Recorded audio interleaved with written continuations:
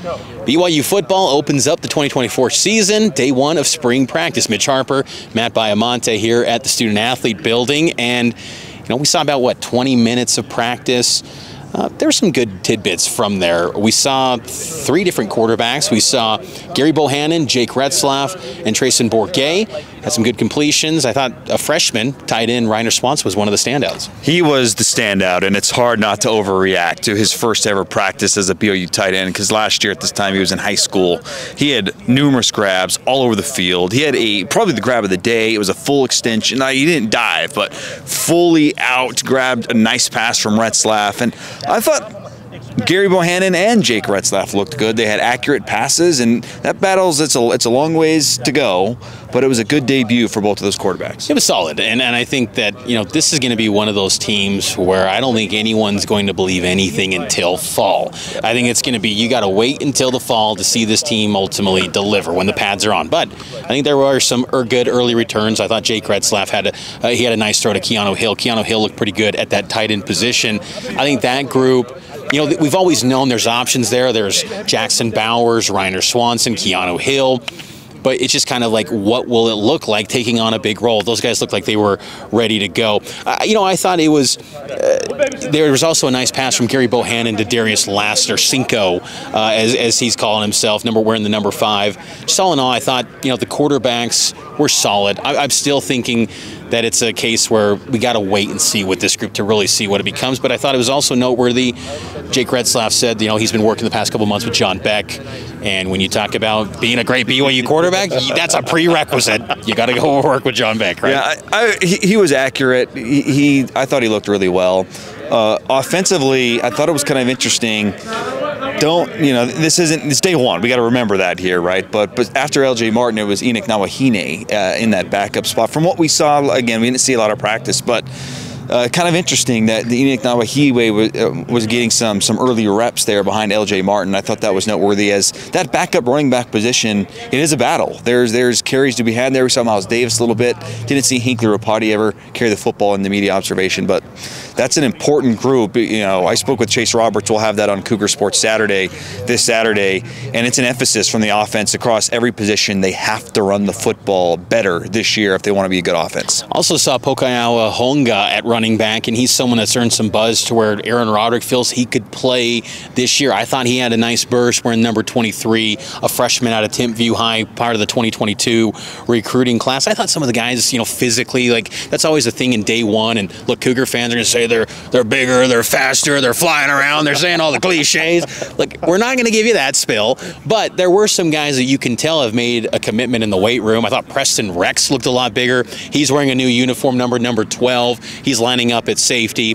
I thought that, the team overall, I think there's still room to grow and continuing to look the part of a Big 12 team. That's why there's low expectations for this group. I mean, the Vegas lines say BYU's got the worst odds to win the Big 12, and this is going to be a time, these 15 practices, to really shape this program and this roster to see what they can become in 2024. Yeah, I will say it was nice to see a lot of familiar faces. We've touched on them. There's more continuity on this year's team. I think the chemistry is a little ahead of the curve from last year, where they basically overhauled half the roster. Yeah. That's not the case this year. There was a lot of familiar faces, and even guys that were sort of forgotten. It's nice to see Parker Kingston out there running around. He didn't make any plays in front of the media, but he was very involved in running routes and blocking and run plays. So he's someone to keep an eye on. Cody Epps was there. So that wide receiver group is really talented. I think it's just a matter of establishing the run game, and then also the offensive line. We got a new coach there. There's openings on the starting group. That's going to be a group that we have to keep an eye on, and we probably won't have answers on the offensive line until fall camp. And speaking of the offensive line, Braden Keim, he was sidelined. He had a little bit of a thing on his thumb, so we didn't see him go. On the defensive line front, we're seeing him over here. He's sitting on the bench. Danny Saili was mentioned by Tyler Batty as someone that's, kind of immersed himself along the defensive line, contending for that defensive tackle spot. It was also, I always enjoy getting out here in the practice fields, faces in the crowd. We saw Gary Anderson Anderson, former Oregon State, Wisconsin, Utah State head coach. He was here, and obviously he's got deep connections with Kalani and Jay Hill and Sione Buha. He was standing next to Coach Buha during the media observation window that we saw. So Gary Anderson was out here. Some other tidbits that I kind of caught my eye was Trey Alexander being out there in the cornerback unit, and that other cornerback spot besides Jacob Robinson is going to be a position that I'm very curious to see how that develops, because you got Mark Collins who comes in from Weber State, and I think you naturally think Jay Hill's going to turn to a guy that he knows and recruited up to Weber State. But Trey Alexander looks pretty good. He's very thin, but he's got tons of speed, and he had a kind of a Revolution mask. I can't remember what they're called, but they're the ones with the thin face mask and pretty much a visor. I thought he looked pretty good. His movement, his hip movement, I thought he looked pretty good. I also thought Raider DeMooney looked good too. He got a little bit bigger going downhill with some of his running. So all in all, it's day one of spring ball. A long way to go for this BYU football program, but it's good to see him back on the field. Yeah, it was. I thought Ethan Slade too looked nice. He was running around with Raider DeMooney and others at the safety room. Look, again, not to beat a dead horse here, but there's a lot of guys missing. Ben Bywater's not practicing. He's going to factor in come the season. So long way to go. But offensively, Kalani said this, and I would agree with him from what we saw. The offense was a little further ahead than I was expecting, considering you got a quarterback battle and there's a bunch of new tight ends and there's new linemen you're working through. They made some plays in the passing game, and that's, I think, a good sign. Look, when there's no pads, Mitch, it favors the offense, I think, but still, you got to execute, and I liked what I saw from the offense today. Just kind of wrap it up with the offense. I did like what I saw from LJ Martin. I thought, the speed that he showed. He had a nice breakaway run up the middle. LJ's got to be a guy that can be RB1 for this team. I mean, there's a high bar for what a Big 12 RB1 is. You think about all the great running backs in this league.